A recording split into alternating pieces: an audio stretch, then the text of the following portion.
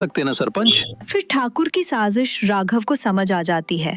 अगर वो नहीं मानता तो ठाकुर प्रचार करेगा कि राघव भगवान के फैसले के बीच आ रहा है। गांव वाले फिर से दुविधा में पड़ जाते हैं। ठीक है ठाकुर जी, आपकी शर्त मुझे मंजूर है। गांव वाले हैरान रह जाते हैं। ठाकुर जी दो चिकने पत्थर उठाते हैं, लेकिन चालाकी से दोनों लाल पत्थर ही उठाते हैं और किसी को पता ना चले ऐसे थैली में डाल देते हैं। राघव ये देख लेता है। आओ बेटी, अपनी किस्मत का फैसला तुम खुद करो। पार्वती रोते हुए आगे आती है। राघव उसे रोकता है और ठाकुर की तरफ मुड़ता है। रुकिए ठाकुर जी, बेटी से ये परीक्षा करवाना उचित नहीं है। उसके हाथ कांप रहे हैं।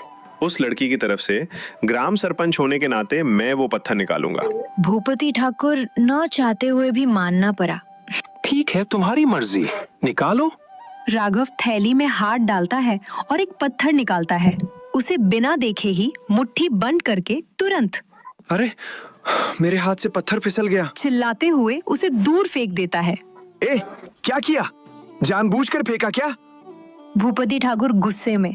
ये धोखा है। राघव शांत भाव से मुस्कुराते हुए, अरे, इसमें धोखा क्या है ठाकुर जी? मेरे हाथ से पत्थर फिसल गया। लेकिन घबराने की कोई बात नहीं है।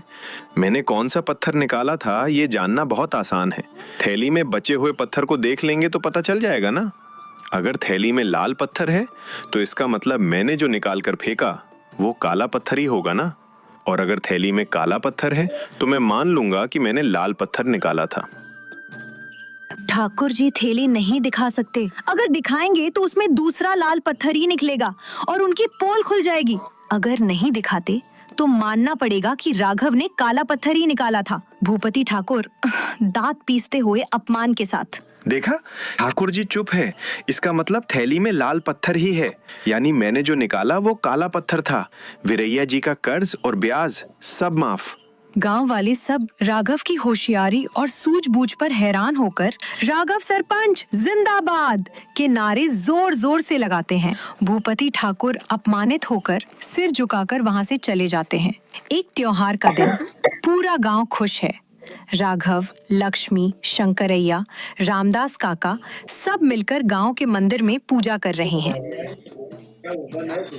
देखा बेटा, गांव कैसे बदल गया। ये तुम्हारे द्वारा लाया गया बदलाव है।